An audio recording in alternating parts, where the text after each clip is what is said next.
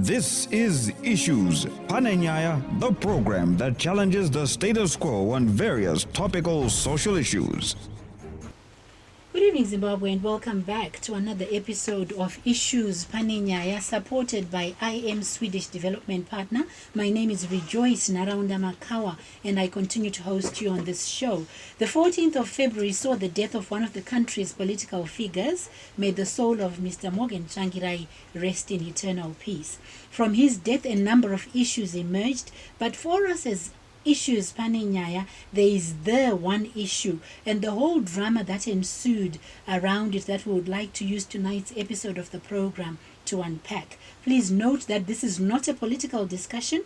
As Issues Pananyaya, we continue to challenge the status quo on societal issues and interrogate those issues with a view to educating, raising awareness, as well as influencing change. Tonight, we therefore want to look at the issue of the widow and what happens when a woman loses a husband. What does it mean to lose a husband? What is the role of the wife when that happens? Is the wife a consideration at all, or does she become redundant and irrelevant? Which relatives become key in the conversations and decisions around the death of a spouse? A man shall leave his mother and father and cleave unto his wife till death does them part. Does that become irrelevant? Till death do us part? Is this literally translated, and does it render the wife useless? What are the legalities? What are some of the real life experiences? What would be the ideal situation? As we unpack these and other variables around the issue, we invite you to participate in the discussion on 0773 910 on WhatsApp, at Issues Pananyaya on Twitter, at Rejoice Nara on Twitter, or on our Facebook page, Issues Pananyaya. To talk through the widow issue with us tonight, we have on the program no stranger to Issues Pananyaya, WLSA, represented by Acting Director Dorcas Makaza Kanyimo. Dorcas, welcome back to Issues Pananyaya. Thank you very much, Rejoice. We also have Elizabeth, who is here in her personal capacity and will understand why in a moment. Liz, good evening and welcome to Issues Pananyaya. Good evening, Rejoice. Dorcas, in relation to the discussion at hand, what is WLSA's role and involvement with widows around the issues of death, etc.? Our involvement goes way back to 1992, when WLSA commissioned a research on inheritance laws in Zimbabwe. The purpose of the research was to see to what extent are women and girls benefiting from inheritance or accessing inheritance, so to speak. Because back then, custom played a very, very strong role in terms of ensuring that men and boys obtained the inheritance ahead of the women and the girls. So the WLSA research revealed that indeed custom played this role, and it was also because of how we viewed the heir.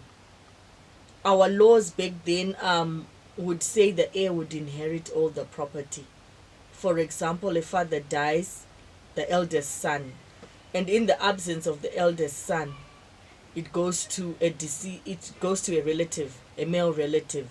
So through that research work, which was done countrywide from 1992 to 1994, WLSA managed to use that research to advocate for law reform of inheritance laws.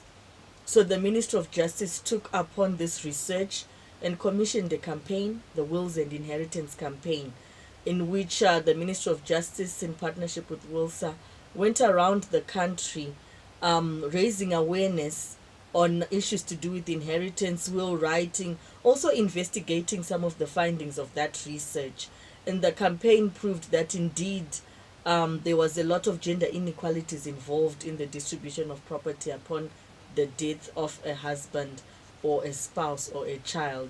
Elizabeth, your experiences in life are relevant in tonight's conversation.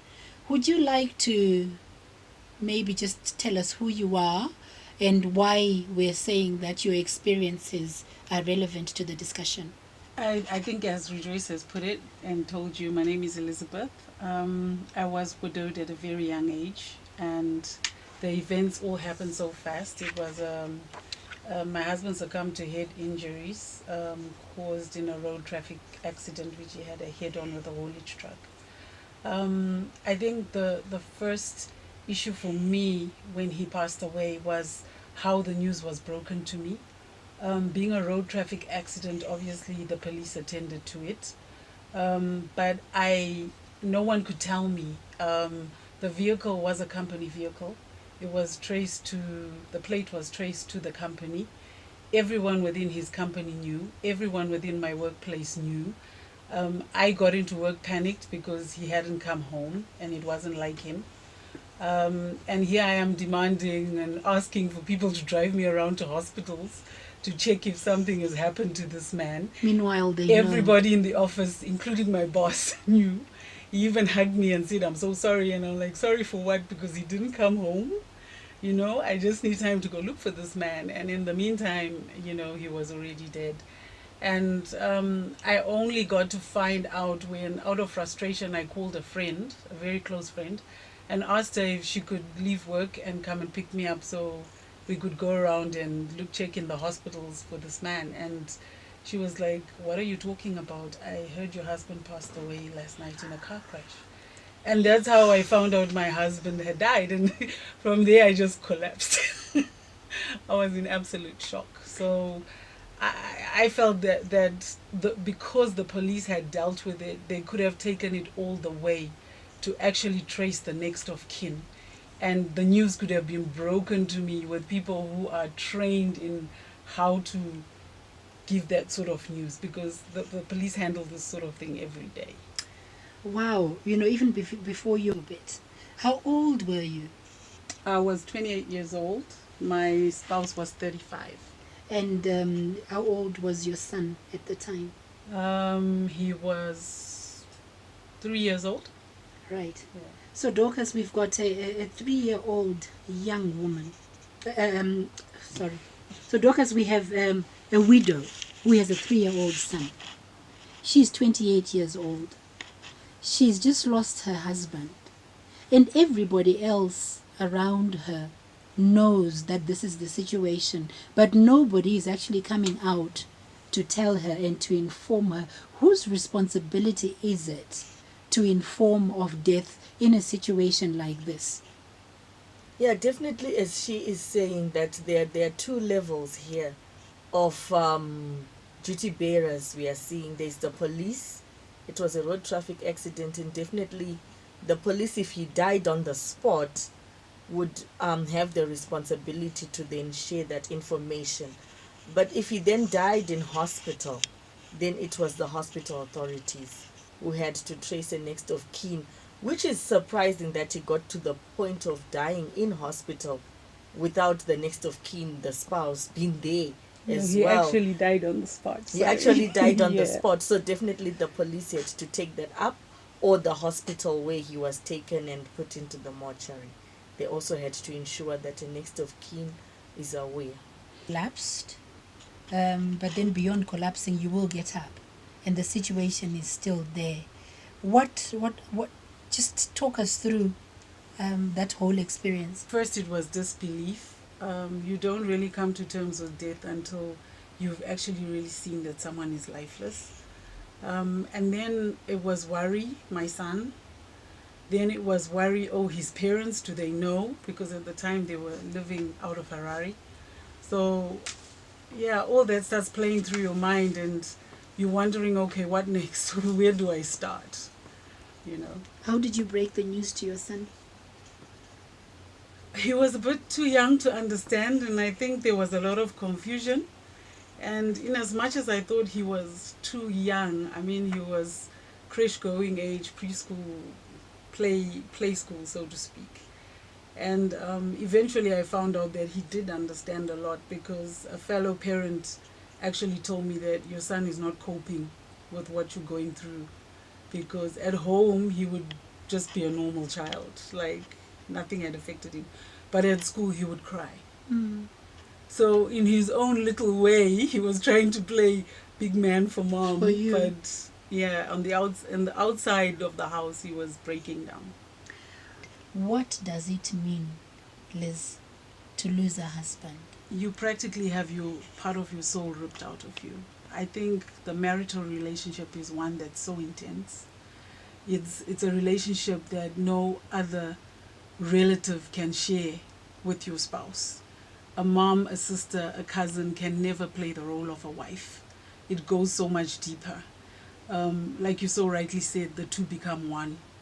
And once you have that part of your body ripped out of you, it takes a lot to try and mend your body again. Heart and soul, it's just an uphill climb. And you get there eventually, but there's certain scars that never totally heal. So there's no complete, and I guess it's, it's another discussion really on its own of how you then move on from that space into a comfortable space, if there's such a term. I think for women who do have children, your children become your rock. Because now you're merely just focusing on playing the double role of filling in that gap of the other partner who's no longer there. And that in itself becomes a totally full-time job. And that's what actually kept me going. That's what kept me alive at times when I thought, look, life is just not worth living anymore. But for your son, you then had something to hold on to, something to keep going for. I mean, there were times when I thought, look, I would rather be dead than going through what I'm going through. But when I looked at my son, I was like, this is so unfair. If I go, his dad is gone, then what becomes of him, and who picks up and looks after him? So, yeah, that was my strength. So apart from the emotional trauma that you were enduring, what were the dynamics like with his family? What role did you have? Did they recognize you? Did they acknowledge that you were his wife? Or did you have issues there? I think the whole entire... From the moment I found out he was dead, and everything that happened after was actually a movie. It was dramatic and traumatic. There was the question of where he would be mourned, and the cousins came into play and insisted that he be mourned by a cousin's house, which I totally refused because I was married to this man. We had a home of our own, and I felt, why should I go and sit in another woman's house to mourn my husband when I can quite easily mourn him in my own home, the very door he walked in and out of every day. And that's when the tension started, when I refused. And of course, there were now accusations that you killed him and a whole lot of stuff. So the families eventually ended up mourning in two totally separate places. My late spouse's family mourned in one place, and I mourned at my marital home with my family, my husband's friends, my friends, church members, and work colleagues.